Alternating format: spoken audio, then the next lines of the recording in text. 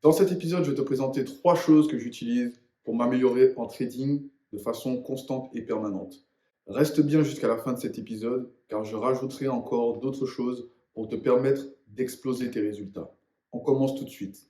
La première chose que j'utilise, bien évidemment, c'est le backtesting. Le backtesting te permet évidemment de trader en t'entraînant sur des mouvements déjà passés sur le marché, mais également de te permettre de revoir des mouvements que tu as déjà tradés potentiellement et que tu as peut-être raté certaines confirmations, certains mouvements du marché qui te permettaient d'obtenir plus de profitabilité ou encore moins de pertes.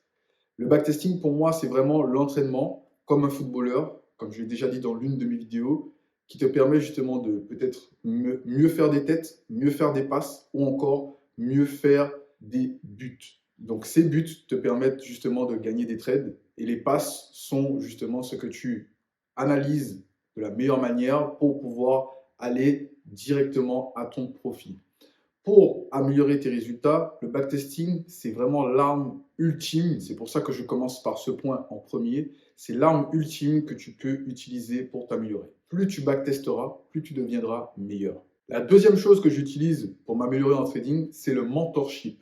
Alors, le mentorship, c'est simplement le fait d'être dans une communauté avec d'autres traders, de par une formation ou encore un abonnement que je paye tous les mois, et de pouvoir échanger avec ces traders sur mes erreurs, mais aussi sur les setups que je prends, sur les setups que je ne prends pas et pourquoi je ne les prends pas.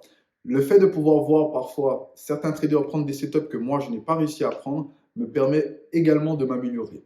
Il y a pas mal de choses qu'un mentorship peut apporter en termes d'échange, mais aussi en termes de qualité de trading, sur lequel pour moi ce n'est pas négociable. Il y a beaucoup de communautés qui existent et l'une des communautés dans laquelle je suis est très active. Donc ça peut être par le biais de Discord ou encore Telegram. Attention, tu peux aussi créer ton petit groupe Telegram sur lequel tu trades avec des personnes avec lesquelles tu es habitué pour pouvoir justement échanger ensemble et faire des opérations de trading ensemble. Ça peut être des sessions que vous faites ensemble, ça peut être aussi des zooms de débriefs que vous faites ensemble. Et ça, franchement, il y a plein d'autres avantages sur lesquels être en petit comité est une bonne chose pour tous les traders. La troisième chose que j'utilise pour m'améliorer en trading, c'est utiliser les erreurs des autres. Ça peut être un mec sur YouTube qui fait face à ses erreurs ou qui a fait une liste d'erreurs qui n'est pas forcément les siennes, mais qui présente des erreurs. Ça peut être aussi les erreurs que je trouve dans le mentorship de personnes qui traitent les mêmes actifs que moi. Et donc à ce moment-là, le fait qu'ils mettent leurs erreurs en avant me permet de prendre connaissance de leurs erreurs, voir si ces erreurs me concernent et à partir de là, développer ou améliorer ma psychologie, ma stratégie, ma vision du marché par rapport à leurs erreurs. Les erreurs des autres traders sont des erreurs qui valent de l'or à mes yeux. Elles te permettent effectivement de t'améliorer, mais aussi de savoir ce que les autres pensent au moment où ils prennent leur trade, de savoir comment un trader réfléchit, donc un trader qui n'est pas toi bien entendu, comment il réfléchit pour justement être déterminant au niveau de son trading.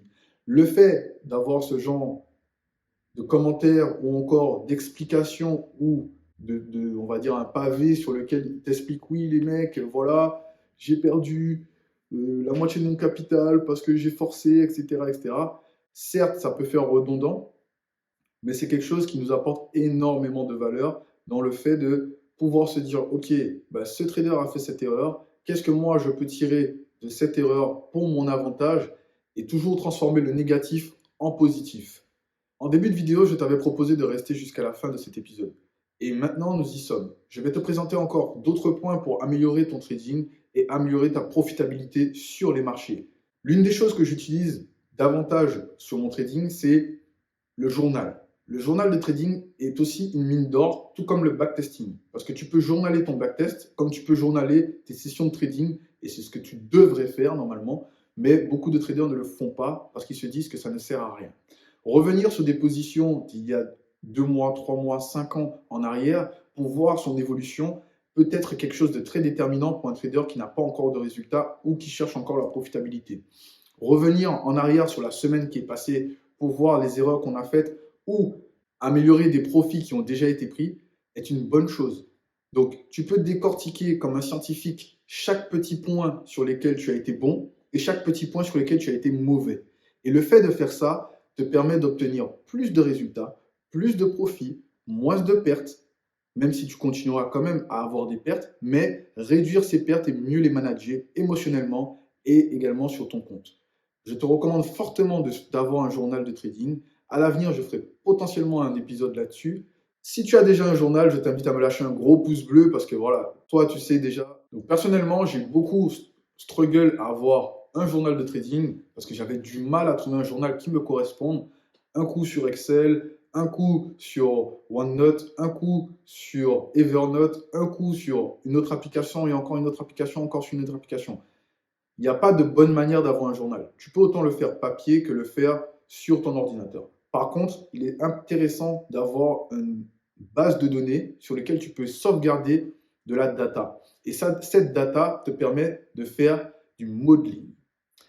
Le modeling, c'est ce qui te permet d'améliorer ton trading. Ce modeling te permet justement de créer des modèles de réussite et de créer des modèles sur lesquels tu fails et de pouvoir t'entraîner à ne plus fail sur ces modèles.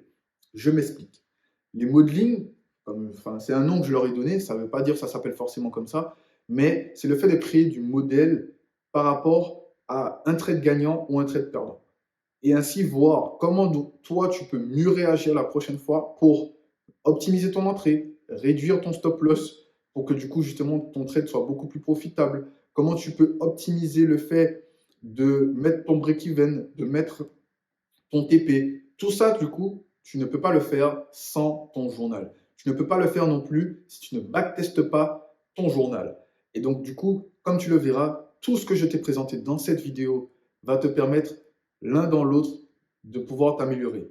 En assemblant tous ces points que j'ai énumérés dans cette vidéo, tu pourras obtenir davantage de résultats. Je sais que c'est parfois difficile quand on se retrouve tout seul devant son journal de le faire effectivement et de revenir sur les erreurs qui ont peut-être créé la perte de la moitié de ton capital, qui ont peut-être créé la perte de 70% de ton capital ou encore la moitié des profits que tu avais déjà fait cette semaine alors que tu avais dit que tu n'allais pas trader.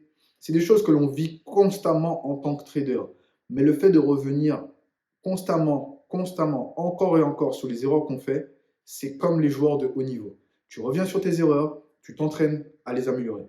Et du coup, ces erreurs, petit à petit, deviendront des forces. J'espère que cet épisode t'a plu. N'hésite pas à lâcher un gros pouce bleu si c'est le cas. Ça me fera extrêmement plaisir. Et voici l'épisode que je te recommande pour pouvoir continuer à parfaire ton trading.